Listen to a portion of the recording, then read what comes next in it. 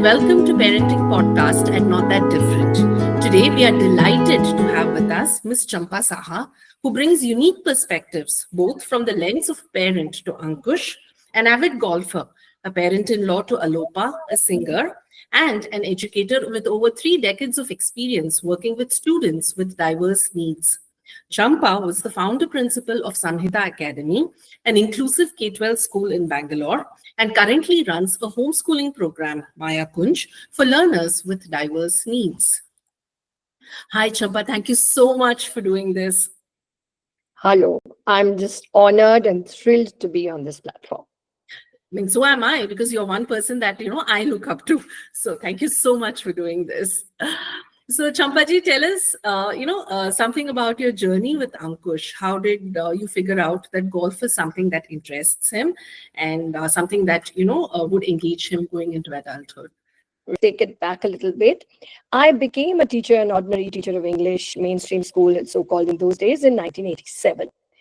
And in 1987, there was this project called the PIDE project, which was a one-of-its-kind pioneer project to test out learning possibilities for children with diverse learning needs. And my principal nominated me as one of the teachers. All of 22, 23 years old, I had no clue about diversity at all.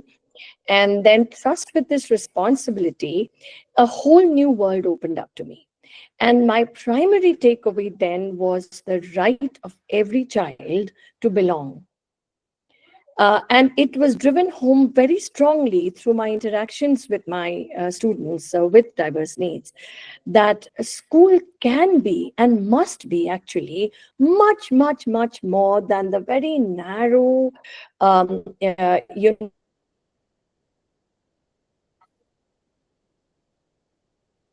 meaning or construct we give school and school. For the right of a child to belong in the way he or she can do best justice to her own self, can optimize. And so I am grateful those were not Google days, because then my learning probably would not have been what it is today. So I saw doctors, even the names, the nomenclatures, they were all very alien. And I got this sense gradually and slowly about what the impediments may be. Then again, this really, really huge learning between the difference between impairment and disability, and how lots of times that which is a natural impairment, a deficit, whatever, there have been hundreds of names to it, but something that does not fully allow a person to reach their potential, or to be a member of the community, so to speak. Lots of times it is the community that turns it into a disability. Yes. It's the environment. The environment doesn't enable them, and that's why it is mindsets. It is our impediment. It is our impairment that we cannot think laterally, that we cannot think beyond what a label connotes for us. Yes. And the label connotations have been extremely unfair and unjust and blanketing. Absolutely, right? Yes. So all these were part and parcel, and they became a part of my fight very, very early on, very young. So those were the days when I was this fiery activist, shouting, screaming, fighting, raising slogans, and all of that, and writing letters to CBSE, writing so huge files. So all of that happened in those days. I was not even married, and then marriage happened, and I got married to an army officer. So my India became my home. Yes. Small little towns, small little places. Nobody had heard of these things, exactly. Yeah, who are different, and the methods followed in schools were still extremely what the British Raj has left us with. The dictation had to be a part and parcel of English classes, right. And so it all started there. And 94, Ankush was born. So I was well into this world when Ankush came to me, and there was a traumatic birth for various reasons. And it's almost as if, Shweta, my subject came home to me in my lap. This was, now I was a mother. and not just not as they say, just a teacher. Mhm. And so from that perspective, Ankush has been my greatest teacher in many, many ways. Yes, for all of us, it's our children, It's who for kind us. of shape our perspectives, the ones who teach us literally. So from the day when a pediatrician knocked on his knees and knocked on his chest and said he's never going to get up, Mm. he's going to be a paraplegic, to the psychiatrist, the child in somewhere near Devlali, Nasik, who said he can never Mhm. go beyond maybe the alphabet, not even that, will never learn to tie his lace. So from those to today, when Ankush is 30, he's married, happily married. He's an international sports person. He's an extremely sensitive Mm. and very, very productive member of our inner society of the family as Mm. well as the outer society. It's been quite a Mm. learning for all of us at home. Yes. And And so one I of the mean, first a things journey that I is think is very inspiring that I for a lot of us learned, parents, right? Mm. what one of the first and most important learnings was to respect what came through the evaluations or the diagnosis, whatever, and Mm. not to turn my face away from that. And at the same time, not to take that as some kind of a gospel etched in stone that this is it. Yes. I can't Yes. do anything. So to find that the balance between what could Mm. not possibly be and what could possibly be is still work in progress. And For all of having us, but put I in think, my um, yeah, see, I think from yes, where, given the time that Ankush was growing up and, the awareness levels back then to where he is today, I think it's been an immense journey, right? I mean, it's been like I would say 180-degree transformation to what the doctor said he would be. So, yeah, I mean, that's, absolutely. And even people who have, we were in the army, so it was a nice close knit society. People who have seen him as a toddler. So the first thing I told myself was that my emphasis or my focus is going to be on dignity. yeah, it's, So when I started off, even before like Ankush, Mhm. actually, dignity of the child or the respect for the individual had been very, very, always has been very important for me. So when my son, it came to working with my son, I that was the emphasis. Mhm. My emphasis was how to find ways and means of nurturing my child so that dignity is at the forefront. He respects himself and everybody around respects him. Yes, And that respect is not dependent on any achievement, any laurels, any absolutely. capacities, any Yes, abilities. It yes. is from one human to another human.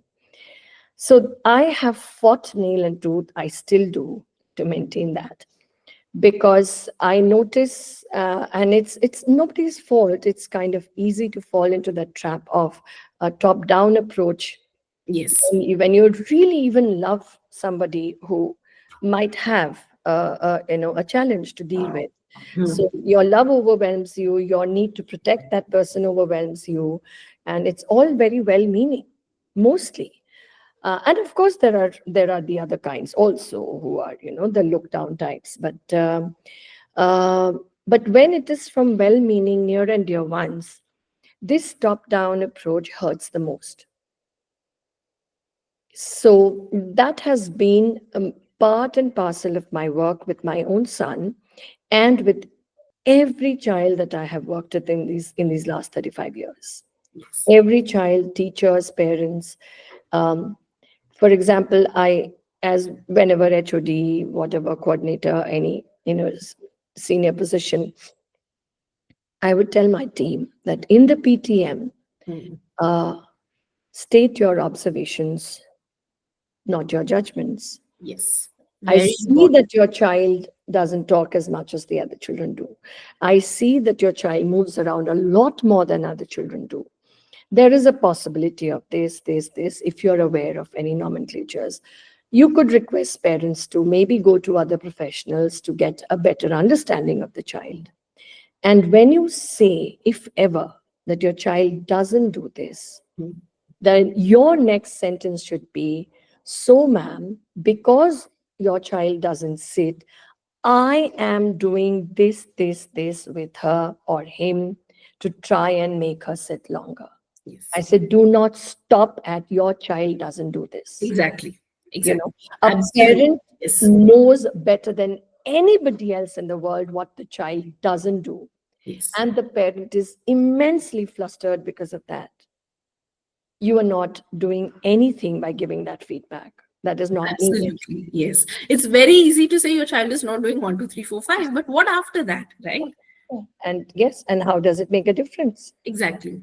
Unless you have the alternative, Mhm. and if you don't, then you ask the parents that I would want to, instill these kind of things in the child.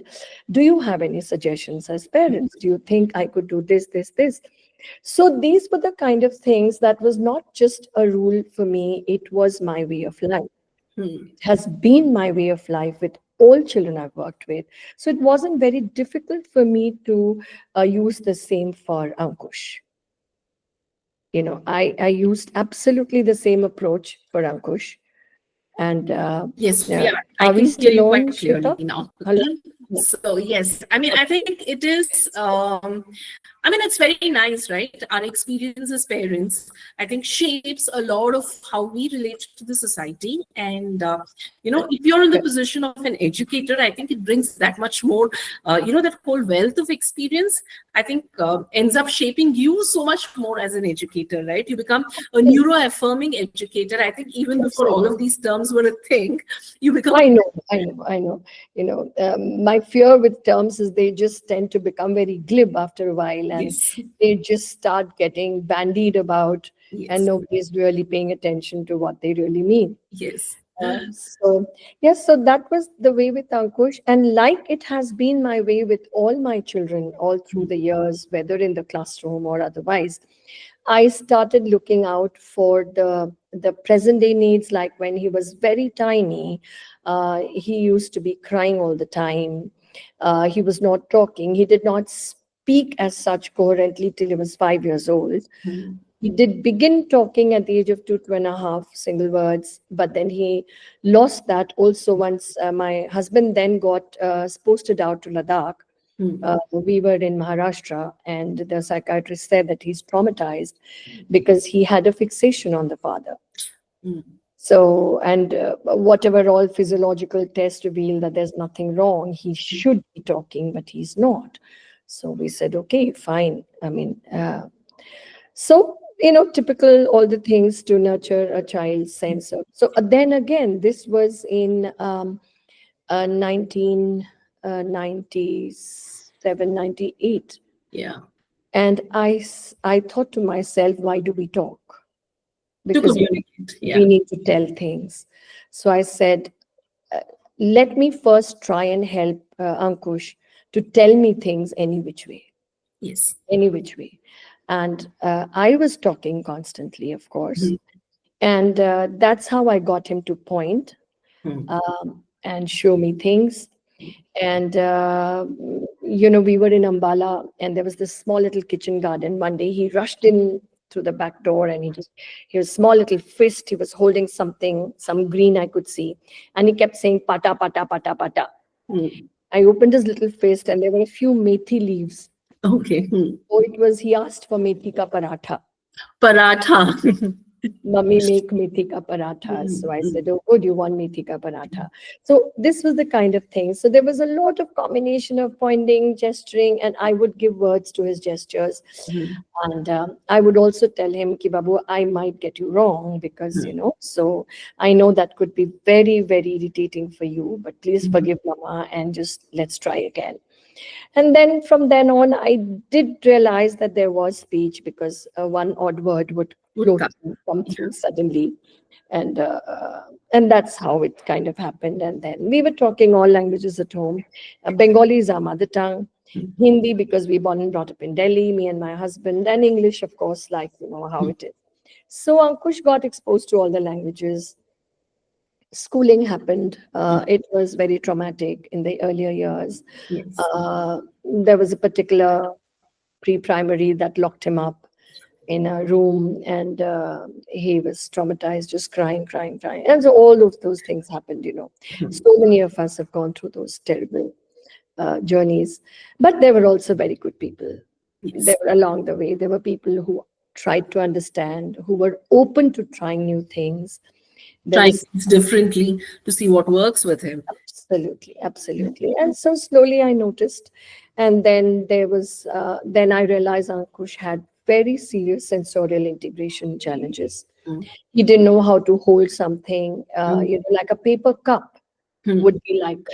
Because he would, put so much of pressure on it that he doesn't Oh, realize he was a the big, amount of pressure scary he's putting. child all through. So Mm. if he patted you on the back, you'd probably have a coughing fit, you know. Yeah. So force Mm. and I said, okay, we worked out ways and means, like for the paper cup, like we started with about, I kept putting one inside till it wasn't crushing. So there were, I think, 8 or 9 cups. The That's first the row. level of, yeah, Yes, so many. I just kept putting till he was holding it so that it wasn't getting crushed. crush. Yeah. And I said, okay, Mm. like, can you feel how you're holding it? Right. Okay. So that's how you have to hold. So, and then it took months. Then finally, the day came when he could manage one paper cup without crushing it. Crushing. Right. And then, there was this space with a space orientation issue with paper. Like when he wrote, he would scribble on one end of the notebook and keep Mm. writing over and over and over again. It took me a good 1.5, 2 months to understand, because he wasn't really talking, Exactly. Mm. that he has no clue what to do. Like, Yes. he starts off and then he reaches the end of the line, and then he doesn't know that That he he has to go to the next line, or he's not able to perceive that, the paper is he ending doesn't here. know. I actually need to go down, and well, Yes. you know what? I write, people need to be able to read. He has So, yeah. he just didn't know. So we played this game on the bed. I would lay out Mm. chart papers, stick them together, and he would crawl from one end with a crayon to the other end. And then I would say, okay, I would be on the other end. I said, come to mama. And Mm. he would crawl back. I said, look, you came back. You Yeah. came back to starting point. So we did that for a few weeks. And then when he kind of mastered it, then we made the paper size smaller. And Mm. then one day I said, you can't crawl back to mama. You have to Mm. find another way. It took him, I think, a good 2, 3 weeks to figure out that he could get off the bed, run Mm. around, and come back. So Mm. then we replaced it with a notebook. I said, your hand can get off, run Yes. around, and come back. And once it clicked, it clicked. Yes. Once they know what to do, once they figure Once it out what it clicked, is, it gets once, easier from there. And I right, think it's amazing because, the level of awareness that we have now, people yeah, know what to do, people know what to expect. So they correct. know that this is going to happen. They have these strategies in place. And what's the worst case scenario? How many of us are writing these days, right? People are more than willing to substitute this with technology, which is so much easier. Absolutely.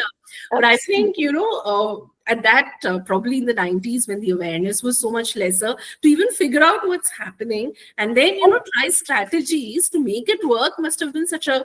It brainstorming with myself all the time. And then I also realized that one skill need not be kind of just fixed to one Yes. area of work. So this getting back to starting point, and then we used it for a whole lot of things. Yes. That getting back to starting, once we reach the end of something. And Mm. also in reverse, when I used to say that, we are using the Bonvita in your jar and it's reducing, like, see, it's now Mm. it's gone. One. So from now, starting point means we refill it. Yes. It's so that idea of getting back to starting point was something I stayed with for quite some time, Mm. and used it with Ankush in a lot many ways. Mm. Just to, like I said, my philosophy with children is to broaden their world. Mm. So if when they come to you, or when they are born, or whatever, their tiny world, is just like this much, how do we remove layers of these restrictions? Yes. Keeping in mind, Mm. with dignity, the child, who the child is, and Yes. what comes naturally to the child. If movement doesn't come naturally to the child, I cannot use ways that use a lot of movement to Movement. begin with. Exactly. Yes. If speech doesn't come naturally, I cannot use things which are very talk oriented. So you have to keep all that in mind. So that's how. And then within a few years, Ankush, my husband was a hobby golfer, as in the army, and he would say, I want to go golfing with Baba. Baba was his fixation, it still is. So I would say, go. And my husband said, how, like, difficult, even I don't know. I said, just take him along. He wants to go with you. So very happily, father took him. And one day he came back and he said, my boys at the course are saying that, Saab, he's hitting better than you are. Like, so I said, okay, maybe that's something. And Yeah. then now I come to the second thing that is part of my work. Mm, The parameter on which I base my work mm. is what engages the child willingly. Yes. And because science has said enough and more about endorphin producing moments, about how dopamine helps, and how endorphins are not very easily produced in the body Yes. artificially. Yes. So when you have a mind and a body Mm, that engages with something very willingly, mm. that's an endorphin producing moment. Yes. And we cannot let it go, Yes. no matter what other things are important. Absolutely. This Yes. was something, this guides me till date with all the children I work with and with myself too. So then I said, okay, go. And then that's how the whole golf thing just kind of started. Mm, And in the meantime, we had applied to the Ministry of Defense for a posting to a city like Bangalore, mm. because I started feeling the need for some help. I was Yes. like the sole person working, like for whatever. Yes. And I And said, when you this, have another child, I I think had the a amount golden of work child that who's, is yeah, involved just becomes double. yes. And I was working all the time. Like Yes. I was a practicing teacher. I was a very, very active army wife with loads of responsibilities. So it was a very, very full plate. So then, thankfully, we were the first time it was rejected. The next time we were granted Bangalore. We came here. We'd never been to the south of India, as in like to stay before. And Bangalore was miraculously good for all of us. My eldest son had just cleared his 12th. So Mhm. he got admission in Christ University. Mhm. And I was able to formally do a bit of a continuation of my studies, which were all informal till now. But paradoxically, I think I learned much more from my informal learning days than. Yes, because you go with an open mind when you have a formal. All the theory, I think, just Yeah. at a subconscious level ends up conditioning you. So you tend to, look at the And labels, you it's tend so to time associate. oriented, Shweta, that it doesn't allow you to learn. Yes. You're just skimming and you want to browse, you want to go to there and you Mhm. want to read up other writers, but you don't have time. You have to, write the assignments. So it has never been a very bit favorite of mine. I love academics. I love learning, but not in the way that we do. Yes. That skill joy, it takes away That's all skill the job. Skill fun job. that's associated with Yeah. learning. So, yeah. So, but Bangalore was, and so the as soon as we came, within a few days, we located some golfing Mm, faculties and members and all of that. And there's this person called Bobby Randhawa. mm, Jyoti Randhawa is an Indian golfer mm. of fame Yeah. and repute. Yeah. Bobby is his cousin. Mm, He was there in BGC, mm. Bangalore Golf Club, and we just went and met him. And I told him about Ankush, and he said, "Ma'am, I've never kind of dealt with Worked with, yeah. anybody like that, but Mm, let me take him with me. Let us play a few shots, and I'll come back and give you whatever feedback I have." So they went off, and then he came back and he said, "I don't know anything about anything, but this guy must play golf. He has an instinct in him, mm. and I've never seen anybody drive so beautifully, so naturally. He's never been taught, you say, as he's never been taught." So he said, just let him play golf. That was it. That's all what I wanted. And a lot of people, even, Mm, we did visit some psychiatrists and all, some others. They mm. said, please don't do this. You're going to really regret. It's one of the most technical games ever. And these are his areas of deficit, distance and things like Focus. that. Yeah. Mm, Just so that, and when it came, Shweta, it was just that.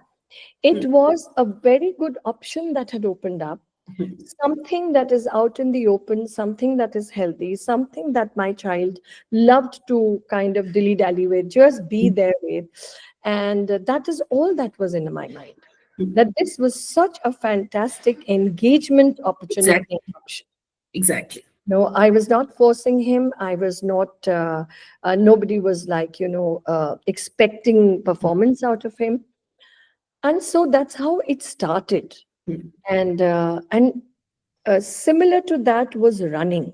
mm, Prior to Bangalore, we were in a place called Nasirabad near Ajmer. mm. The principal of the school was an avid sports person. And one day he pulled me out of the class that I was teaching. And he said, take a look. Who's that child running on the field? Far corner, I see this wonderful strides and all. And I said, I don't know who's that. He said, that's your son. Oh, it's Ankush. So yeah, it's lovely because Anish, my eldest son, is a very natural sportsman. He's a great runner, footballer, basketballer, everything all rolled into one. I said, oh my goodness. So he said, look how well your child runs. I said, fantastic. So they kind of incorporated him in all school, like mega sports events and all. And it was so heartening to see Shweta at that time. Children of his class found ways of what we call inclusion today. Yes. Because given a football, they say, ma'am, if we give him the football, he will shoot and he will score. But he doesn't know which goal to score at. Yeah. He might do a self goal. For the opposite team. Yeah. So they just found this way of, shoving him or showing him. And he would just look at his friends for guidance. And they say, that goal, and he would just turn and hit. Similarly for running and all. So that's how running was discovered also. Then in Bangalore, we tried a lot of ways, like going to, get different coaches and all. It didn't work out. So there was this gap of understanding between learner and facilitator. And he would come home and I could sense from Ankush that there was a lot of confusion or getting, either he was being told too many things together or they were too technical. And with ID, it's obvious that information gets processed at a very different pace. Yes, you cannot constantly keep giving them verbal instructions because yes. each And one is also, going to take there is a time. ceiling. There is only that much that gets processed. Beyond that, it's white light. So then I told my husband, I said, you have to be his. So there won't be anybody who's going to really understand, and he deserves this opportunity. In an optimized way, not just for the heck of it, not just a tick that we are sending him for coaching and he's doing. No, not like that. It's a life thing. It has to be, there has to be quality. Yes. So finally in 2010, my husband put up his papers. He took premature retirement. And ever since then, he's been his coach, mentor. And then they joined a running organization in Bangalore called Runners High, which has again been fantastic because now I come to the next thing, and that is the social fabric for our children. Yes. Is very difficult to weave and knit. Absolutely, yes. And it is such a requirement in life. Yes. I've had many children that I've worked with, many individuals who have been very clear to me in expressing that there's the social need that they have is not what the parent thinks, like friends and all. Many choose to be on their own. They like the comfort of self, and they like to choose who to be with in what way. Yes. I have children who like to be around me, just around me. Yes. And it is when they want that they reach out in whatever way that they prefer. And why they like to be around me has also been conveyed. They say that you don't intrude. Yes. You don't need that space. They are very, particular, kind of like my daughter Aditi, very particular about what is her space. Yes. Absolutely. I guess that's so. So they said, you don't force me to look at you, to answer your questions. You are happy to be doing what you're doing while I'm doing what I'm doing. And I love to do that. So that is the respect and dignity that I work for always. You respect, you try to first find out. And once it seems clear, do not impose your thoughts and your perceptions. So I studied my child and I realized that he's extremely social in a very extrovert way. His elder brother was his idol, and my elder son is like, he's a charmer, 8 to 80. Strange. And Ankush wanted to follow in Dada's footsteps and be with people, chat, have his voice heard, have his opinion, be counted. Yes, absolutely. And then began my journey, kind of find a group that he belongs. naturally, Yes. not in an imposed way, Yes. not in like, please come and play with my child. Yes, that doesn't work. I mean, how long was that going to work, right? And Again, it's the dignity uh, that is harmed. yes. So there was a long phase when things were happening all around, when the friends that he had grown up with in the army schools and all the schools that he had kind of, they kind of, not really deliberately or anything. It just that it was life. They were growing. They were 15, Yeah, they grew up and they 18, sort of 20. just move on. Yeah. Yeah, they moved on. And he kept asking me that, I don't have anybody, ma. I'm left behind. I want a girlfriend. Mm. That's how he began in his teen years, that I Mm. want someone to be with me, is what he really wanted to express. Mm. Mm. And I took quite a long time to help him to come to terms with the possibility that there might not be anybody like that, Yes. either by way of a girlfriend or a bunch of friends like Dada has, because of diversity. I Yes. said, we are diverse, and Dada is always your friend. And my eldest son has always made efforts to make him part of the group. He would go out and tell his friends that today my younger brother is going to be there, and we have to be kind of a little careful. So he would go bowling with his brother, or watch a match, or go for a movie, or whatever. But that was always once in a while. Yes, it cannot be every time because I mean they Hmm. also, deserve the siblings also deserve to have their life. They deserve Yeah, to live of their course. lives. It Yeah, cannot. everybody has their thing. Then when this runner group happened, Shweta, it was like manna from heaven, because this was an area where Ankush was at par. I Yes. mean, or he was better. And there were people saying things to him like, Ankush, how do you run like that? I mean, tell me. And they would have these breakfasts after their morning runs, where Mm. everybody was talking running. Mm. I felt like an alien in those groups. I would just sit and listen to whatever. I don't know what they were talking about, pacing and all of that. And Ankush was so much an integral part of that. Part of it. Yeah, because that was something he was so good at and he actually belonged there. It So was his language. yes. You see.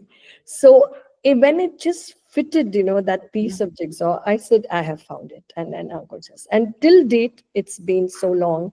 I Mhm. think 2013, 14 onwards is when they started More running. than a decade, 10 yes. years. And those friends are still there. They're still running together. And these are people, some are in their 50s, somewhere in their 30s, somewhere in their 40s. So it's like this real large, diverse group. Some are CEOs, some are, whatever, software engineers, some are scientists. Mhm. They're all runners. So that's the baseline. They are all runners. Yes. And so that when it happened to my son in such an overt way, I realized that it has to be a very big part of the work I do. Yes. And I also realize with each child that I nurture and I help the parents with, that it is the most challenging part, and it Figure is, out what is going to work for your child. It I is. What think, is your the child's most doing? neglected. Yes.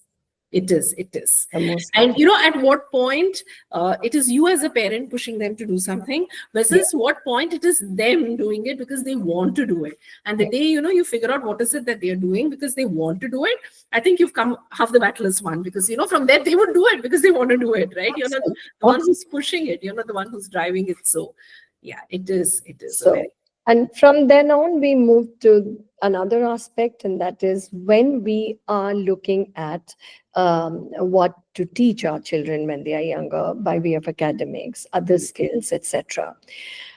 We tend to fall into the rut of mixing it up, of confusing it with an opportunity that will later on get monetized, or it'll be a career, or it's yes, going to be a yes. livelihood earning.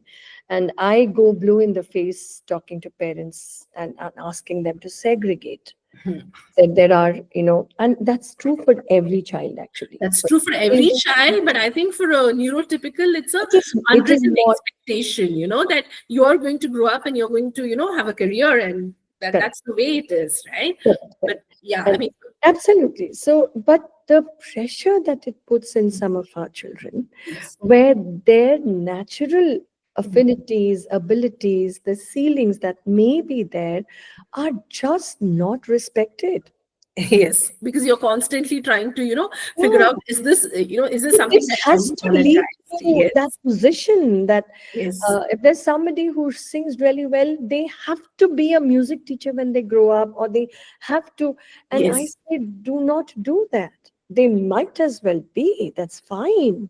yes, But today, if you find your child just sings naturally, he's picking up the ragas, there's a teacher, he's doing classical music.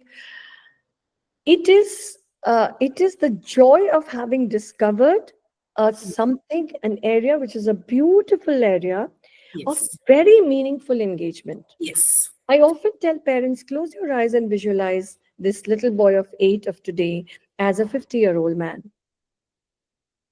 Okay, what if everything else is just the way it is today? The things you're struggling with, maybe he's really not communicating well, maybe doesn't can't do many things independently. Your um, kind of blind surmise is that everything will get ironed out at some point of time. It it may, is. it It may, may, we all wish it does, but the reality is it's not going to. but it may not.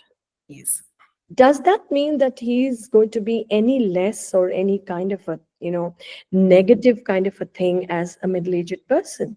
What is he going to live for then?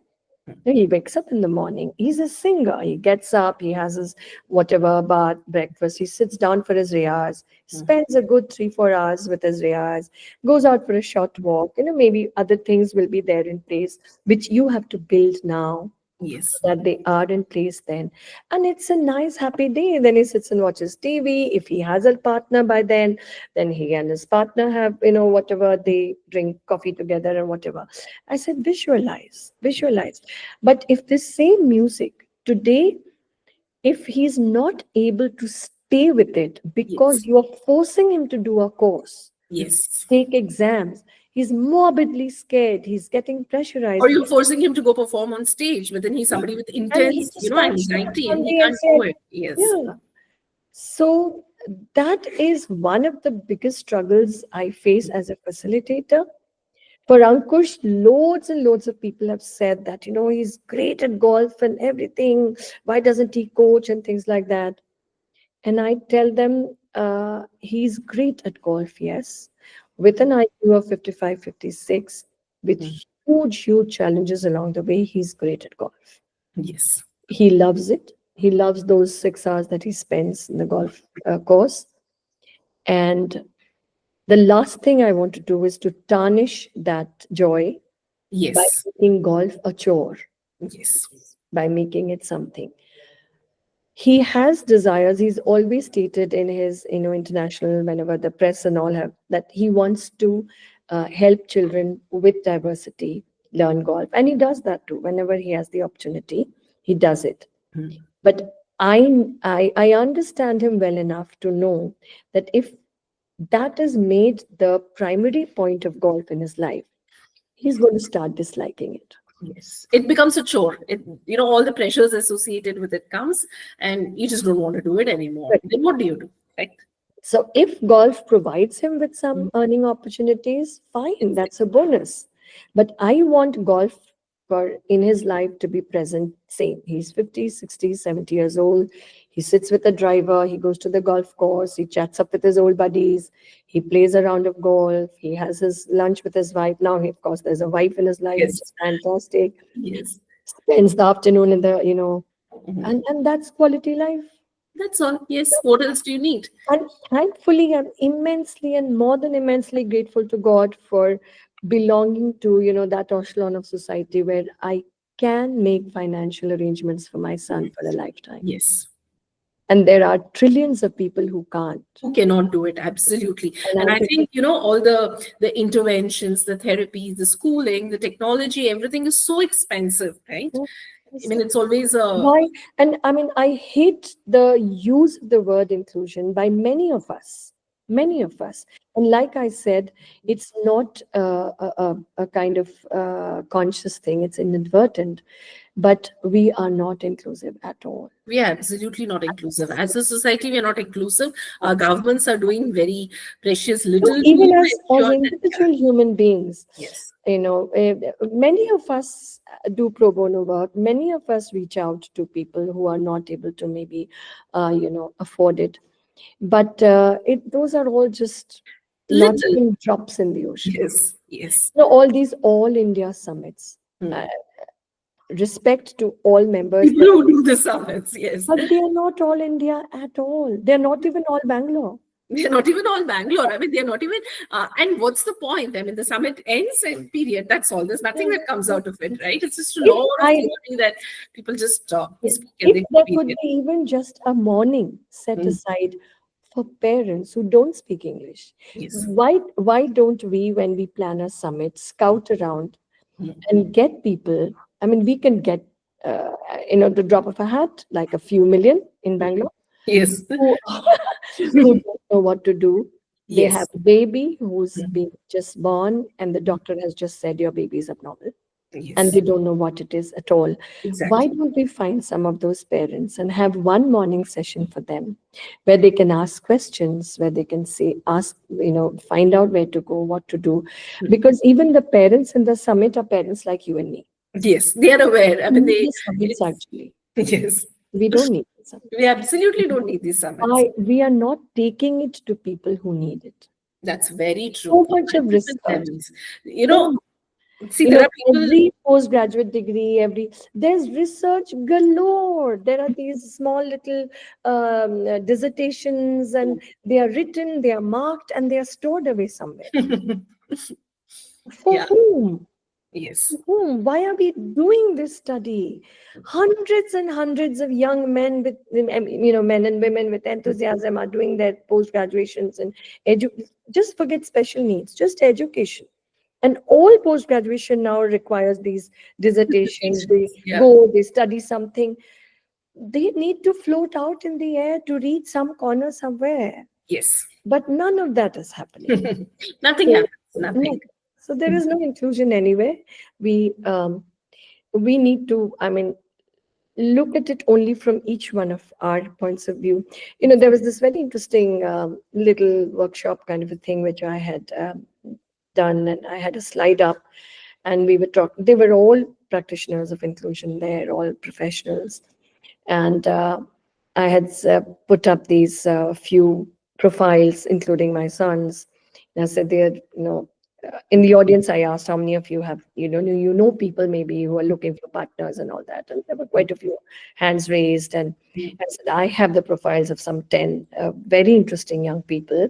I'm going to just show them to you. And if any of you interested in any of them, let me know.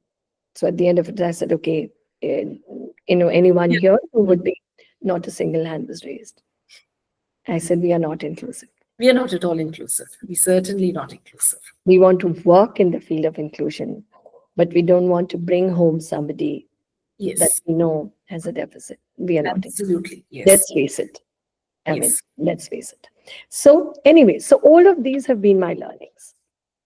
And then again, when Ankush started talking of, Mhm. and I knew where he was coming from, and we were talking to him differently, my friends, Anisha's, my elder son's friends, and all of that. And he would hear, that's his nature, you talk to him, he hears you out, he mulls over it, and then he comes back to it after a few days. And every time he came back to that, he said, yeah, I know all of that, but Ma, I would still like to get married. Yes. So he stayed with it for quite some time. I said, okay. And then I tried to explain to him Mhm. why it was difficult. He said, there are these jivansathi.com and all. I said, yes, there is. Yes. Yes, there is. So I said, why it would be difficult for us to make a choice. And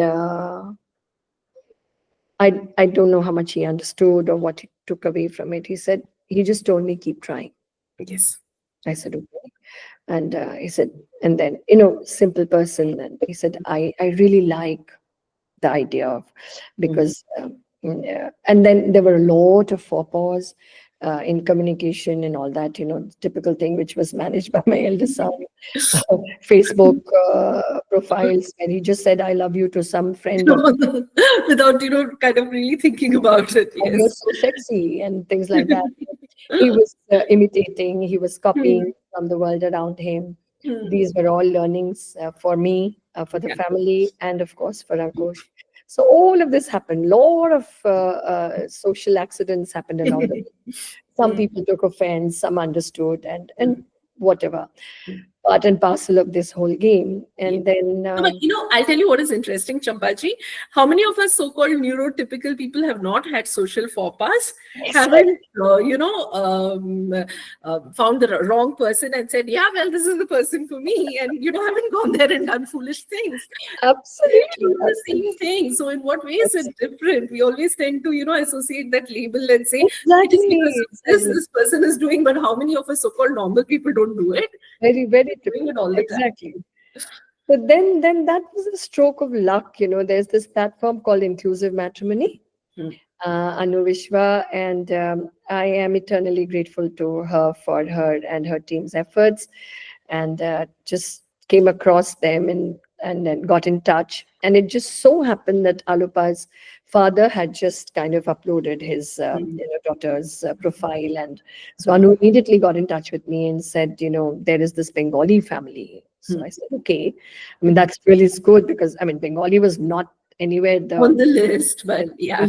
fine, because it does help communication Yeah. or whatever, Yes. And they happen to be very close. We were in here in HSR layout. They were in Koramangala, so we met up and we had an initial discussion, and then we said, let the young people meet, and we have to kind of help along in such a way that we don't impose, and yet I know that they both need to be kind of guided into, yeah.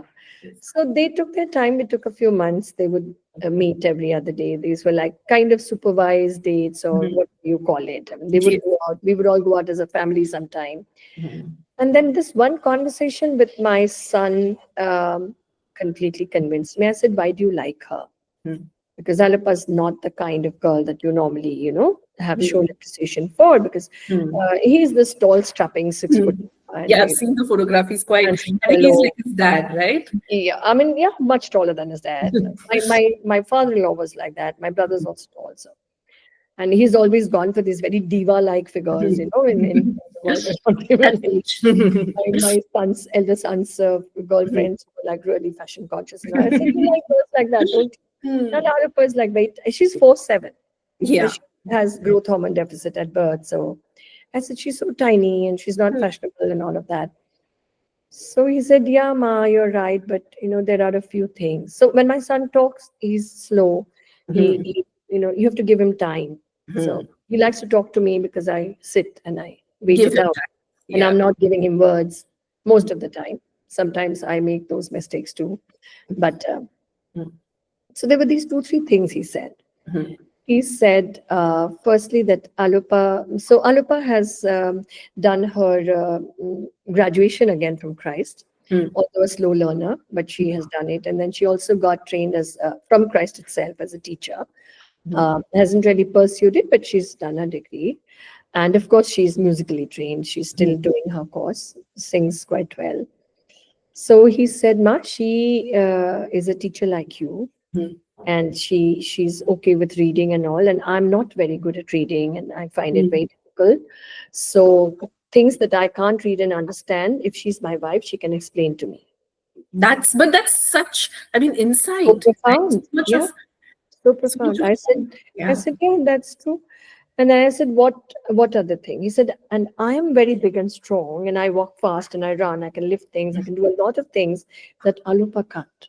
Yes. Because she's very small and tiny. So when she needs those kind of things done, I will do them for her. Yes. And that, Shweta, was proof to me that all my work on dignity has found home. No, absolutely. See, I think that is what it is at the end of the day, right? We support each other in spaces. I mean, all of us neurotypicals in our Correct, relationships correct. also. The end point is the relationship's going to work if you can, be there and support each other in It's spaces where the other is if it's a struggling. give and take, yeah. Yes. So And I was really, really gratified, and I was elated internally to see that Ankush was analyzing the situation from a point of view of give and take, where he did not see himself yes, as a candidate who only needs to receive. exactly. You know, Yes. so I really, really have worked hard on nurturing him, for him to grow up with that sense of Yes. Because see, self-esteem. I think all our children, they know very well that they're different. You don't, I Of, mean, it's of good you course, have the conversation with them. You have to have the conversation with them because, they absolutely, have to understand that it's okay to be different. But absolutely. but you, even before you have any conversation, they are, I think, very aware and smart enough to realize that they are different. But then you Totally, grow up into an individual who's confident in their own yes, skin is one, yes. right? And the other, I mean, if you're kind of looking at companionship, you're not looking at somebody you're leaning upon all the time, so to True, say. true. You're really talking about, being in a relationship with an equal. So, I mean, and that, Absolutely. I mean, one way or the other, it has to be. So he said that. And then he also said that because Alopa's parents have had their problems, like, when Alopa was, and like you keep saying that when I was a child, you had to do a lot of things. hmm, So if I have a wife whose parents have not had that, they will not understand me. yes, But Alopa's parents will. yes. Because, and for me, I said, what about your family, like me and Baba and all? He said, you will understand everybody and you will help Baba and them. So you are not about you. So the compliment. So these were these two, three things. And then the final thing was that now when people talk, I try to understand, and sometimes I do, and sometimes I just kind of nod and laugh and everything. But when Alopa talks, I really understand because she talks very slowly and softly.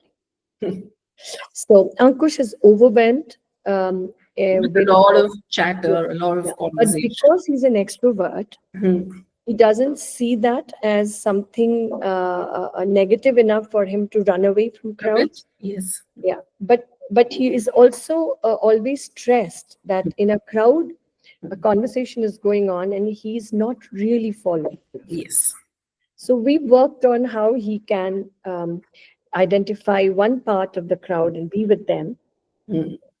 so that he doesn't have to be like in big crowds and all. It's He less likes overwhelming. Even for us, big crowds can be very. overwhelming, right? Yeah. So those were the two, three things, and I got similar feedback from Alupa's grandmother. Mm. She's close to her grandmother, and uh, so then we thought, okay, we can take this forward, and we took time. Mhm. I got them. I got my son some counseling from a Mhm. psychiatrist for readiness, Yes. marital readiness, and other ways, sharing of space, and Mhm. at his level, it was Yes. like another person as a member of the family and things like that. It's a lot of And, change, right? You're no, sharing your personal space with another person is a lot of change. The other person's not been family so far, so absolutely. it's a lot of change. Yeah. Absolutely. So all of that happened, and then it's been a good 2 years with them. Good. They celebrated their second anniversary in Wow. December, and they. So it's all, but of course, work in progress always with our All the children time, all yes. the time. So that's where we stand now. I mean, it's amazing. It's very heartening, because I think it's a very nascent space in India. A lot of parents, for a lot of parents in their heads, their children never grow into adults. The diverse children never grow into adults. So they don't even, I think, want to accept that they have grown into adults, and two, they long for companionship, they long for friendship, just the way anybody else does, right? A Absolutely. lot of this, I think, also parents don't understand. So, And one, Shweta, there is a lot of fear.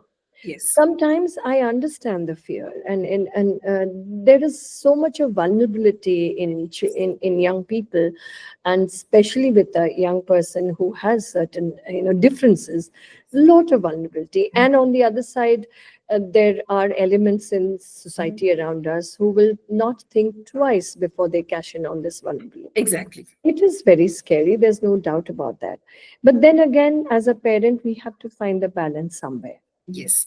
you know, because Absolutely. it's a right of that individual to at least have the parents try and Figure nurture. out if something is possible. I mean, not, The just write it way off we saying try it's to not teach them possible. ABCD, the way we, how Yes. much, what are the efforts a parent does to teach that math and that, writing and the science. Why are we not making the same kind of effort in the socio-emotional domains? Yes. They are critical domains. Very, And very. critical domains. And Yes. at the end, when I have adult Mhm. people come to me and they're older parents, uh, all the troubles are in the social emotional domains. They are Absolutely. qualified young people. They have studied college, they have studied masters, they have gone ahead and done a whole lot of things because their mothers and fathers have like Push. really, really tried. I mean, but they have left these two domains wide open with neglect. And sometimes when the young person is 30, 35, it's kind of very late. I Yes. would not say too late for anybody at any point of time. Um, but I mean, that's me and my romantic optimism. But I'm also a realist. I'm It very, is very difficult. At that stage, it is going but to be I very feel difficult. so bad, such a lot of regret for Mm. the amount of opportunities lost for Yes. those people, because now it is, in certain ways, you just can't bring back the past. You cannot bring back the past in any way at all, right?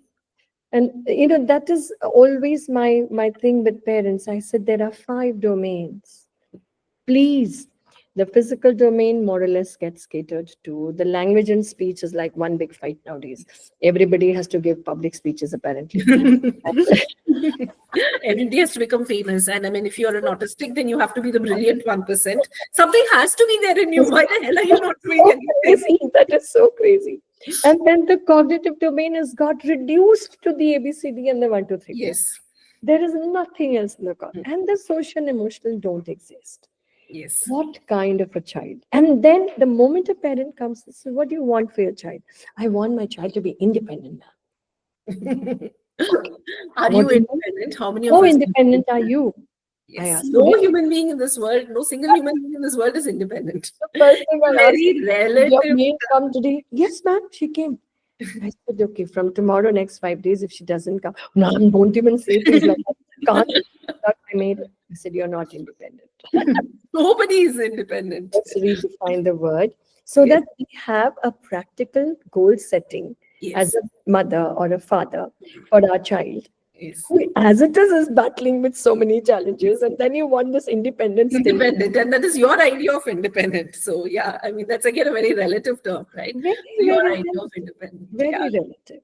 You want them, it's such a paradox. You want It them to is. be men. You will not leave them alone for a second with a friend. Yes. No, no, no, he's not capable, ma'am. He can't talk. I have to sit there.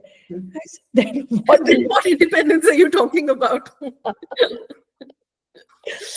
So lots and lots to do. Yes. And it's interesting, it's heartening, heartwarming, it's heartbreaking. It all goes all together, this work of mine. And It's amazing work, it's amazing.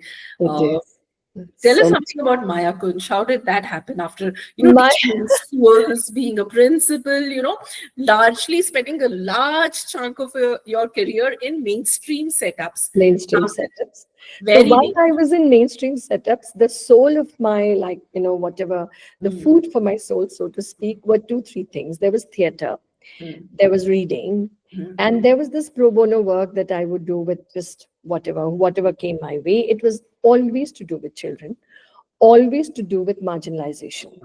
So I have had this extremely rewarding experiences of having worked with children of women in prison, Mhm. children of sex workers, Hmm. children in slums, living in BPL, below poverty line life. So in some way or the other, like I said, impairments need not only be the labeled ones that we talk Yes. of. Yes. There could be a million kinds of impairments that keep children away from childhood Yes. and the dignity of being nurtured as a child into a subsequent human being of adult years. So there have been these really, really enriching engagements, and they have uh, very early as a teacher, Shweta, one thing I learned, and that was from my grandfather, is that any session, any interaction with a child, if you have come away from it and you cannot answer the question, what did I learn today, has been a useless interaction. Yes. My grandfather was a teacher par excellence. This was one thing. He died when I was in grade 7. Left this indelible mark on me, and yeah, he is. So there was this one thing, and from a very early age, I used to say that Dadu, I want to be a teacher. I love to be a teacher. I used to play this teacher game and all of that. So that was this one thing he told me. He said, whenever you do anything with the child, you're teaching a child something. After you're done, you sit down and you write. I used to love writing. So the only journaling he taught me to do was you write, what did I learn from it? Today. Yes. And don't force an answer out of yourself. Out of every 10 times, 9 times, you will be, I didn't learn You'll be anything, I clueless. thought. Yes. So he said, you write that down. And then later, rethink what you taught, how you taught it. Did you observe something about your child? All of those are learnings. Yes. And they become significant when you use them the next time you have it. Next time around. Yes. So unless you're conscious of your learning, you're not going to use it. And that has been my mantra. And I think it is so true. Absolutely. Yes. Everything that I know today, and I can say with confidence, and I say, okay, you probably read me giving some suggestions to parents. They're not mine. None of them are mine. They have all come to me in the last 35, 40 years through some child somewhere who taught me that, either through my observation or through the child, in fact, directly telling me things. Yes. It's like I told you, one child once told me that I'm so comfortable being with you because you're just there and I'm just there. And that's the way I like it. So, and there was this other child who, a young man now, who told me that I said, why don't you talk? There was a phase when he wasn't talking and everybody was worried. So he said, he was on spectrum. Yeah. He said, did you know people around are very stupid? So I have observed, I've noticed that, yes. Why do you say so? So, do you know, Champa aunty, when people ask you, how are you? They don't really want you to answer. I said, Yeah. yes. I mean, it's just a question we ask, Yeah. right? We don't think. So then he said, how stupid is that? So I thought it's better not to talk. I said, well, that's quite a. I agree with you wholeheartedly. Yes. And then we had this conversation about social, conversational, whatever You protocols. have to do it small talk. They Yeah. don't see meaning in it, but it So he said, exists. useless. I like it. So I said, but talking to me, he said, yeah, you're one of those very few, something he said, like, brainy people. No, not brainy, sensible. You're sensible. So thank you. So there have been every day, every moment, every child has left behind. And when I sit back and think, what did I learn today?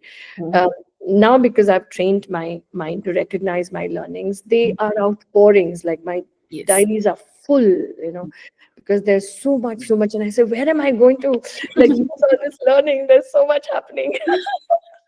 Well, I love to get my hands on it because it's years of experience, decades of It's all experience. scribbles, but it's like everything has come from children. Yes. So much has come from parents, a very anguished mother, yeah, trusting me and telling me things, and I spot things there. And then I spot that it's not at all about the child. It is so much more about so many other Other things, things, exactly. about Because her motherhood, about yes, expectations of society from her own expectations from herself, yes. deviations of how she thought life would be after marriage or after a child. And it's so complex. I mean, we are the most complex creatures on God's earth. Absolutely. We are the most complex creatures. And a lot of the baggage that we, I don't know, consciously, subconsciously carry, it comes out when we Yes, parent our children. it It comes does. out when we parent our neurotypical children. It comes out a lot more when we parent neurodivergent children because Yes, they're not meeting our expectations, right? correct. Our And the perception of fear, what parent. Shweta, the fear drives us. There's Mhm. constant fear. So Mayakunj, so anyway, so I worked in Bangalore till about 2000, I think 12, and then I decided to not like, after Samhita Academy, I worked with Head Start Education Academy for 2 years. And then I decided I want to give more time to my pro bono work and this and that and theater and all of that. And I kept working with children and did freelancing. I was with Nimhans for a short while as an external resource person on one of their projects. And all that happened. And then essentially we moved to COVID. And everything, the world came crashing down Yes. around everybody's ears, and there were parents Mhm. reaching out, seeking help. And I had kind of thought that I might like to set up a pre-primary Hmm. where anybody and everybody would be welcome, Hmm. and just work right from Yes. as early years and all of that. And I had taken a space, a house on rent for that purpose. And then COVID struck. So that was like put on the Yeah. backbench. And it's simultaneously, of course, there were parents reaching out that, we don't know what to do. My kid's so confused with all this online thing. And I was then already working. I had been working for a while with a few kids on certain things. And one of the parents came to me and said, Champadi, nothing was happening in school. And we had taken it for granted that she Nothing's will going to work. Yeah. learn, she will never read, she will, and she is a young person with cerebral palsy, quite mild, quite manageable in many ways, and very interesting child. And I said, why did you feel that she can't read? So, no, she's not reading. She's been like going to school for so many years. I said, okay, let's try it out. And then she did learn reading, like so much so that she started reading In It, Light and This. And that's the child who's reading Dashri Oh, Raman. Aditi's book, the girl who's reading that. I mean, she's like literally, pouring Yes, she's herself like into it. confused. Yeah. Good for me, I don't have to hide your face, Um, so it was her father who started the ball rolling and said, Champati, I'm going to give my daughter to you. You do what you want with her. As it is, she's doing nothing there. And so I said, but you live very far away and all of that. So they said, no, no, we'll bring her every day, just whatever you want to do. So that's how Mayakunj started. Maya is my mother's name. It's the memory of my mother, who was extremely fond of children and did very well with children. And Mayakunj was the name of the house I grew up Okay. in Delhi. So it was all like that. So it was, okay, this is our Mayakunj now. And it was just serendipitous. So she came and I said, okay, let's, and I realized she could read, write, do everything. And we had our chats, and she has cousins who go to typical schools. And I did realize that she wants to do everything that everybody does. Yes, I said, we yes. could give it a shot. I said, okay, let's phase it out. First, let's see if you can kind of do your 10th to NIOS. That might open up the world a little more. And while we're doing it, I'll explain these formal processes to you and keep you also. So soon after that, another child, and then another child, and then another child. And there were 5 or 6. I said, okay, this This is is how how much much I can. leave. And so it was very serendipitous. But then when they came to me, I found that this was the way I've always wanted to work, Yes. where the curriculum has sandwich making, not like a period, but if you feel like it, you're Make hungry, it and eat it. go make a sandwich. Yeah. And let's all do it together. Where we go out to the golf course and we learn, we take walks, we look at the trees around, we try to find the names of the birds over there. We try our hand at golfing, where Ankush Anna says, okay, come, I'm going to teach you golf today. Where we celebrate birthdays, not so much for the gift, but like make cards for each other, talk to each other, sing songs. And where we have a reading time, we have a writing time, we have a storytelling time, but it's all like no bell is ringing and no Yeah. I mean, the pressure, that whole, now I have to copy this from the board. Now I have to write this. nothing like that. And so there are just 2 rules in Mayakunj. One is you can't be sitting down doing nothing. Yes. And the other is if you take something from anywhere, it has to go back there. Back to the same place. Yeah. That's it. If anything breaks, anything gets destroyed, you come and tell me, or you tell your friend, and we'll find a way out. That's okay. Things break when you lose them, or things do get destroyed. But that maybe it means that we might need to work on your grip or the Yes. way you're holding. So that's fine. There's nothing to hide. And so a lot of these things. And then my husband got very enthused, and he's a sports person. He said, okay, we'll do.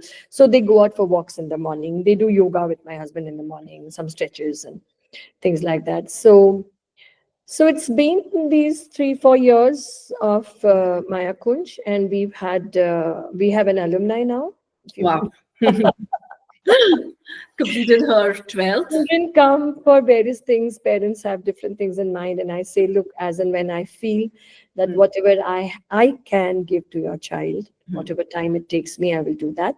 If that is 2 months, be ready to move elsewhere, because it's all about moving on. Yes. And if ever a child or a parent feels that, Champa, we can't do without you, Mm. that is uh, that is irrefutable evidence to me that I haven't done my work. Absolutely. Yes. Because You can't be change needing me is all your equally life. constant. Yeah, you can't be needing me all your life. Yes. I have to be a transitionary thing. I have to just come and go. I have to be there for that little time when things were needed in a particular way, and then you find your further paths forward. Yes. I cannot be the end all and be all of. Absolutely. Yes. So sometimes it could be a few years, sometimes it could be a few months. But so we've had children who came with, Shweta, you've gone through it, how there are people, professionals who tell parents that Yes. कुछ नहीं Nothing's होगा तुम्हारे बच्चे yeah. का therapy में डाल दो or do this and that, and then the parents get very and Frustrated. so we've had a few of those kids who come in, and now they are in kind of so-called schools and they're doing okay. See, if a child is on the spectrum, it is that child's neuroprofile. That's it. So Exactly. it's not like that's going to go away. Yes. But because of being on the spectrum, as a 3-year-old or a 4-year-old or a 5-year-old, there were certain characteristics that scared the parents, that scared the world around, that scared the child also, Yes. and that were beyond the child. It was, we Abs- needed to understand them as for what they were. If there was flapping, if there was little smarty thing came and he went tuck, tuck, tuck, tuck, tuck, tuck, tuck, with the switch. Mother was like, ma'am, I don't know what to do. And getting scoldings everywhere. I said, he's probably very photo sensitive. He's trying to find the right balance. Yes. Let him do it. Let him do it. Because organically, if he visits me every day, the natural light in the environment is also going to be there in the background, and Yes. his system will get used to it. But Slowly. Yes. till then, let him try to reach the perfect. So he would go tuck, tuck, tuck, tuck, tuck, tuck, tuck. After a few weeks, she said, Mommy doesn't do it anymore. Anymore. Yeah. I mean, it'll just I be think now gone. whatever light is there now, He and will. it is, but different children will do the tuck tuck for different reasons. Reasons. Yes. Some for the sound of it, some for this whole thing of the light coming on and off, on and off. Yeah. How is it connected? Mm. This remote connection between a The switch and cause and effect relationship. so many things. So Yeah. many things. I said, don't pounce on them and grab them and pull them away unless it's life threatening. Dangerous and Yes. completely Dog unacceptable. kid is trying to put his finger into some light socket. Yes, please Do drag it him right away. away. Stop right Even away. if he's pulling half your hair out, just say a big loud no and drag him away. But many other things, playing with water, spilling water, it's all over the place. I said, let them. There is some experimentation going on. There is some sensory. Let me watch. Let me see. Let us talk about it. And sometimes it's a phase. Sometimes it's a need of the body for those few months or years or weeks and all. So there were all these different things that happen at Mayakunj, and so we have this alumni now, people moving out. So it's a stepping stone, Shweta, to a very, very transitionary little pit stop. Mm. And I tell the mothers that while your kid is with me in Mayakunj, this is the time for you to start breathing again, to go shopping, to go for a movie, to sit and chat, and come to terms with your motherhood. Yes. Each one of us has a different motherhood story. So Mayakunj is the place where you just take that breather, because let's see, we will find ways forward. Yes. And ways forward may be very different from Yes. what you And had what in you mind. expect. Absolutely. Yes. So let's kind of also revel in the joy of discovery of ways forward. Sometimes a way forward is just status quo, Yes. and coming to terms with it Yes. and becoming, very comfortable in that status quo. Yes. And the magic, Shweta, I have observed is when we do that, there is an unfolding somewhere of something. Absolutely. I think, see, I think the day we stop pushing, the day we stop pushing them towards a goal that we have set for them, because Yeah. we believe that is where they should be. The day we stop that, I think that is the day they start learning. That's what I find wrong with all these so-called inclusion measures and all. Yes. Who's making the How decisions? do you, yeah, exactly. Who's the one who's Why are deciding you what the so child needs to learn? presumptuous? Yes. You're so presumptuous that this is going to work for the neurodivergent person. How do you know that? So who's making? So I said, in the beginning itself, if we are talking inclusion, then we have to presume exclusion. Exactly. There was somebody somewhere at some point of time excluded someone, and Yes. now that same somebody somewhere at some point of time has a way. Decided to be No, no, inclusive. no, I need to include Yeah. this. So this person has been shunted out, and now this person has been pulled back He's in. being pulled back by the Why very same don't person you who leave shunted your him out world in and the walk first there? place. Yes. Leave your world and walk there. Yes. So do that. So I'm kind of not very happy when I think about all of that. So I let it be. And each to his own is Yes. what I say. Yes. And so that's how Mayakunj happened, and we are now still comfortably chugging along. Our Mayakunj family now, again, we have 5 children. We have Mm. young adults who are preparing for their secondary who've in Yeah. IOF, and they've already written a few papers, awaiting with bated breath the results. Poor guys. And so their plan for themselves is, with Champa auntie, they have kind of learned to traverse the path of textbooks and learning and all without fear. Mm. And I don't sit and teach. I'm a very lazy teacher. I don't. No, I don't think. I mean, if you sit and teach, it's a school. It's like any other school. You're doing I nothing don't sit different. at all. They learn on their own. I said, if you can pick up the skill of self-teaching, you can learn anything. Anything. That's the biggest learning you can give a child is I how sit to and teach learn. you, you will be limited to the learning that I give you, which is not any learning at all. So they have kind of negotiated with their own subjects. They have learned to understand what is it in their textbooks that they don't understand at all. And Yes. then they ask for help. And then we kind of discuss or whatever it. So they have chalked out this path that once after this, they will seek admission in a school in an NIOS section. So I said, open up your world in phases. So from a very, very secured heaven of Mayakunj, you will be going into a A very, big space.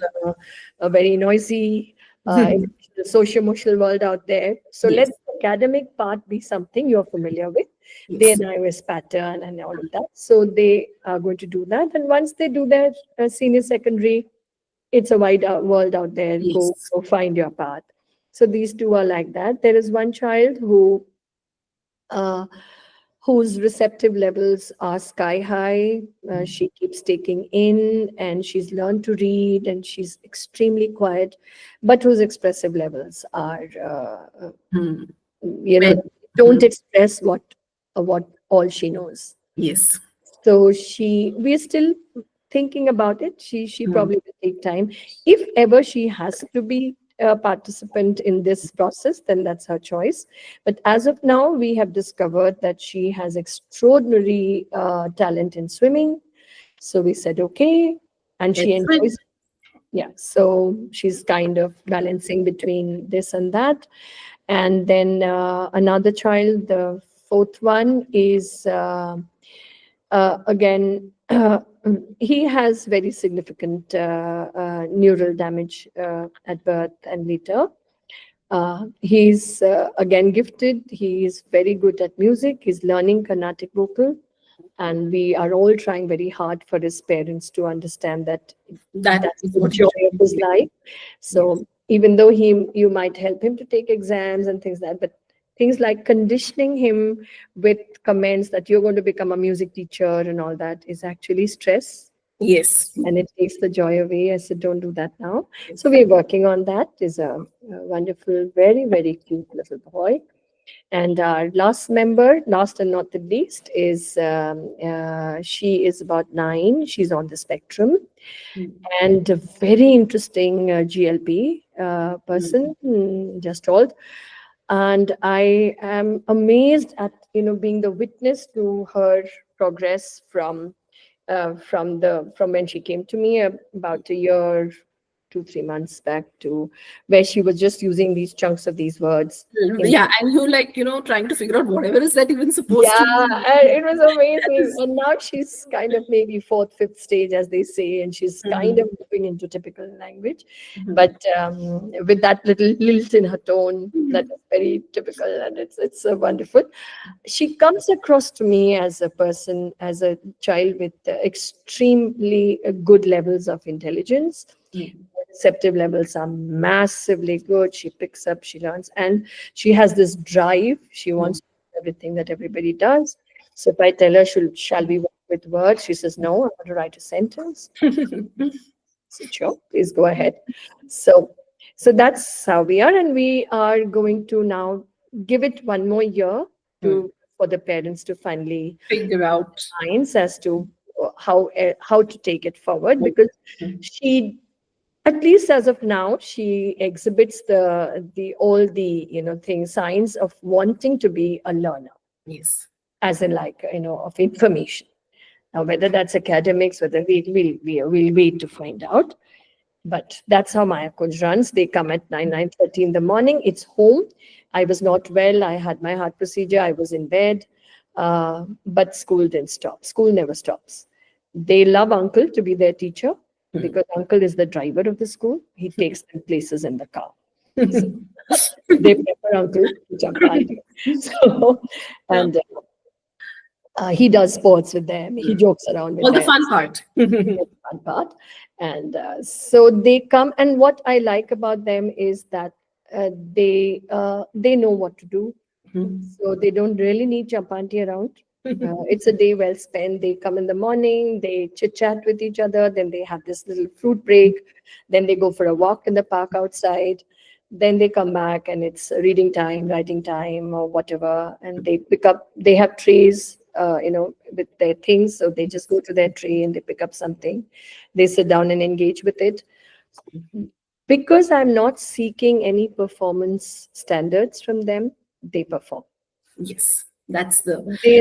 They're not stressed with if I write something wrong, if I write it If in I the make a wrong mistake. place, if I pick up the wrong book, my Mm. teacher's going to be really mad. Mm. All I ask is, what are you working on now? Yes. And and I have to remind them from somewhere in the. I said, are you working on something, each one of you? It can be blocks, it can be cards, it could be a game of Ludo between two of them. They might decide that, like, we want to play Uno, Ludo. So everything is all around. There are musical instruments. Sometimes they say we want to play music. Go ahead, do that. But you need to be doing something about it. Something, not just, wandering around or not doing anything. And so, with our little one on the spectrum, we are now trying to figure out the difference between being in reality and being pretend play. Yes. So I've explained, that's how I've understood it myself. So explained to her mother that probably she's using a lot of pretend talk and pretend Yes. self talk and pretend play to understand the world around her, Yes. because it's really opening up for her Mm. very fast now. She's in that phase of growth. And my experience has taught me that, especially children on the spectrum who are not very expressively competent or whatever, when there's a lot of pretend play and pretend talk, self talk, this move away from where we are may not be visible to the world outside, Yes. right? And I'm reminded of this little boy that we all lost the other day Yes. in the lake. So there's a possibility of that happening. Absolutely, it You does. know, It when does. I am in my own world. I As don't know what's happening around me. as Neha's son has expressed very well in the group, Navneet, and that was the thing running through my mind, that this was a child who was in his own little world. He was in And his own little world, it and could just have been a bed of roses or whatever that I walk into, or yes, or the bathtub that I walk into at home, or exactly. could have been anything. So, but for a very long time, this has been driven home to me through my children many times, and I try my level best to help parents to help their children to somewhere make a demarcation. Yes, So I've with this child of mine, I've said that all your self-talk and pretend play has to be only inside the home, your home, yes, yes, nowhere else. yes. So the moment we catch her, but we do it in such a way that she doesn't feel threatened. Threatened by it. Yeah. Yes. And I say, "Oh, Triti, I see that you have gone into," and she kind of looks up. And I Mm, say, "Get back." So yes, these are blocks. These are not really dogs, and you're not really feeding dogs. These are blocks. You can build the shape of a dog with it, but it's not a real dog. So we bring her back and I see a lot of change with her. yes.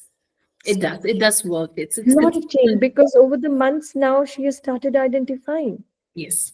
And then typical in her lilting, that's the, Mhm. oh, I was blah, blah, blah, blah. So what she has said is, oh, I was self-talking, starting to catch herself. Yes. And I lauded her for that. I said, wow, that's Mhm. great. I mean, you've got yourself Yes. over there. I think sometimes just a little reminder, right, when they're Works going very off, yes. is this what is really happening, or is it, Yes. are you imagining it? I Yeah. think we kind of bring in that vocabulary, say that this is not Yeah. real. They It's begin to it's understand. very, very difficult for many of our children to Hmm. discern the difference between what I imagine and what is. Yes, that's right. Extremely difficult. Yes, and I think And it we is a take it very for granted because we do it easily, or many of exact. us do it easily, but it's not easy for many, many of our children. It's not easy, and I think what becomes challenging at that point of time, if the child is very young, if the child cannot communicate, I think Yeah, the vulnerability levels go up, and these are definitely. And probably things that parents need to be aware of. Parents need to be made aware of by professionals, by therapists, very doctors, much. Required. because I think And when a parent also, is what is important is parents have to understand that this is a tool our children use yes, to actually understand the real world. So it's kind of a paradox, but we have to have them at some point of time know the difference while we let them indulge in this understanding of their in their own way. But the safest I could think of is I say do it in your own house exactly, with mama or with somebody or around, but yes, you're not allowed to do it outside. It's a rule. exactly. I tell them it's a rule. You can't do it in Mayakunj. You can't do it on the road. You You can only absolutely do it in cannot do it on the road. And I think for a the parent, it is the awareness that if my child is in that space where they are not aware about what is happening around them, they are literally in their own world. They That are, is they a are. child who And that world, we don't know what that world is. That world could be the exactly, bed. exactly, and this child is Yeah. not even talking, so you clearly don't know what the world is. So Then I you think have children sitting down in the middle of the road. And yes, like, don't you know it's the road? They don't. they don't At that point of time, it's not registered. exactly So we need to, so be it's very, very. I think cautious. We need to be very. I so think Mayakunj is all of this, Shweta. Mhm. It's all of this. So there is what we would call academics. We learn about volcanoes also sometimes, or about centipedes, or about whatever. And we also have grade two, grade three, grade four, whatever books if a child gets interested. So once a month, we go to this book buying thing. We Mhm. started that some time back. So all of us go to this perennial book fair where Yeah, there and those are nice. You buy by cage. Just shows, are. just goes to show, how less people are reading these days. That people are actually willing to sell books by kgs. So I started taking my children to help them learn about decision making, Yes. to help them learn about their preference Mhm. through books. Yes. So the first two, three times was a disaster because 4 out of 5 of them just picked up whatever, Whatever came to their hands, but whether you whatever. want it or not. I said sure, and I'm the teacher who never says no to anything, yeah? Unless it's like I said, unless it's life threatening, either to self or to somebody else. I'll take this book. All I said is if it's too expensive, I'm going to say no. Otherwise, it's fine. Yeah. So they picked up some trash, like sense relative to them. Then after a few days, I said, "Okay, how's the reading going?" And they just said, "I don't like it. I don't know what it is." But you saw it and you picked it up on your own. So No answer to that. Next month we'll go again. So over a period of time now, they are being more decisive about, they have reasons for why they have picked up something in Yes. their own little ways. They're able to tell me. So, and now they look forward to that. So every month it's like, aren't we going book buying this month? Yes, yes, we'll set a date and we'll go. So we have all these funny things in our curriculum. And last year we went out of station once. It was the first time for all the children, there were four of them, to be away from their parents, different age groups. So it was quite a nice, just one night, one night. Yes. But it was a good thing. They all enjoyed. They were nice. They didn't panic. We told them that if you do, it's okay to cry and scream and everything. We'll get you back home. And all the way, maybe those 300 kilometers, you can keep screaming and crying, but we will We'll get you back. So yeah, so that's what Mayakunj is. Lovely. I mean, I think, I wish all children had spaces to go to where, they Yes. learn. They're not learning from textbooks. They're not, being held to standards that they have to perform against. They just have to learn. Learning is a lifelong thing, right? Learning is there in it's passive learning is how we actually learn most of the things. Exactly. It's there all around. You can facilitate learning all the time just by letting them be Exactly. at ease. If you don't have comfort of the mind, where will the learning happen from? Learning will not happen. And honestly, I mean, all the academic learning that we did through our schools and colleges, are we even using it? Never in our lives. But what is the learning that's made a difference for us? It's, what we've experienced and learned, right?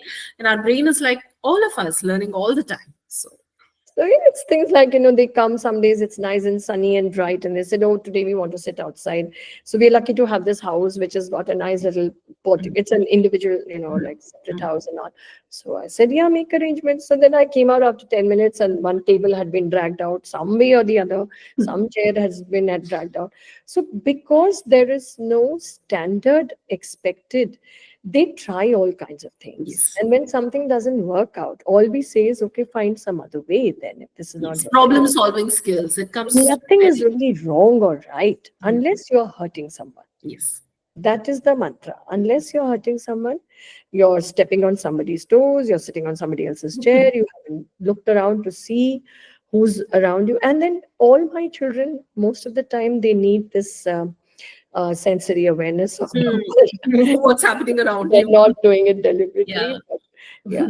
So then, and they bring their dabbas. So then they serve the food themselves. They heat the food. If somebody can't do it, one of the other children does it for them. So they are. I see them learning a lot of things along the way. Children who used to not know even how to place themselves on a chair because of the sensory difficulties, taste difficulties. Now they know where to place the plate, where to place themselves, spoon the food into their mouth, clean the plate. That is one exacting standard I have. Not a morsel on your plate. You have to clean it up. No, it's absolutely They start cleaning up their plates. And, yeah. it's nice to see them chat. It's like a family where they all sit together and eat. They chat about the food, and then somebody says, "Oh, I like your food better." And I say, hold your horses. Sorry. Some days we share, some days we don't share. So just I bring in every possible element of experience to them that I can think of because it exists in the world. Yes. And my child will tomorrow walk out of this safe haven and meet the world. And so I try to bring in everything, rudeness, nastiness, niceness, all kinds of things possible because it exists out there. Yes. And that is life. That is world. That's what they're going to go out there. Yes. So come over, Shweta. Definitely. I would love to. I feel so tempted, after listening to this. I would surely love to come. Walk in anytime. Thank you so much for doing this, Champa. It is lovely talking to you as usual. Thank you. You too. And I hope Mayakunj grows, gets a lot more children who can experience learning for the sake of learning, which I think is the biggest thing. Once you teach a child how to learn, your job is done. So Yes, with absolutely. that, Thank and you so much for thanks your so business. much for doing this. It was lovely chatting with you. My joy, my pleasure. Thank you.